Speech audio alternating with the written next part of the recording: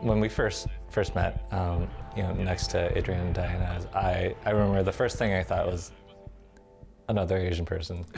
That is an anomaly because, I don't know how much you've had this experience here, but like in the city of Detroit, very times I find myself either in a majority white space or a majority black space, sometimes a majority Latino space. There is very rarely like even another Asian person in the room. And so that was definitely something that I noticed. And I remember we didn't even really talk that much during that first barbecue or outdoor hang. And then when I came over to look at your house and what you've been doing in terms of renovating it and talking to you about your ideas. And then as you said, we got to talking more about sort of what it was like growing up as an Asian kid. I think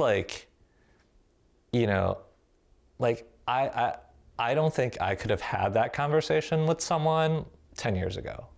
Because I don't think I was ready to have that conversation 10 years ago. What was the difficulty or resistance and what's changed? I felt like I was definitely in a place where, and then also at the same time examining things like masculinity and and just our culture and reflecting on that. And I felt like I was at a place, and I've been at a place in the last few years where I'm more ready to talk about that kind of stuff.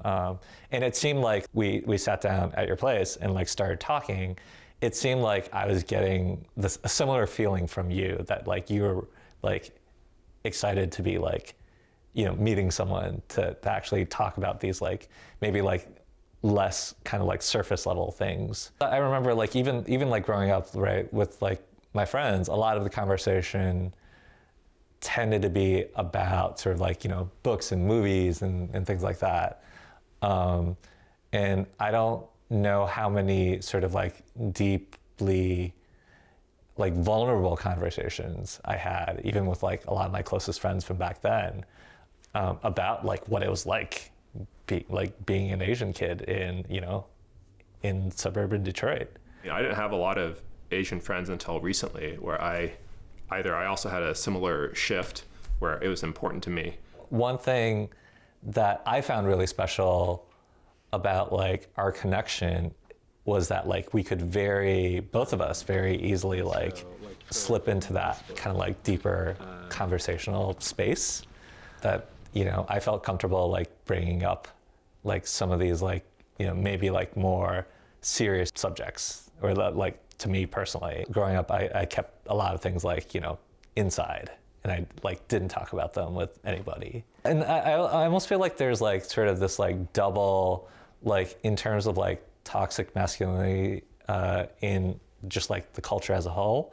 I think there's this extra thing that's going on, this extra intersectionality that's happening if you're an Asian male too, because you're not only growing up with these ideals of masculinity in American culture, but you also have sort of the the ideals that your family's carried over from their homeland. Do you feel that way? Some of the feelings you may be having are from your parents, from a memory they had in Shanghai that you never lived through? Yeah, definitely. This may be a deeper topic than we have time, but it has to do with role models for Asian men, and both of us are strongly influenced by our dads. Did you have any other role models or heroes that you looked up to either growing up or recently? I guess this is related to did you ever seek out other Asian male role models? I don't think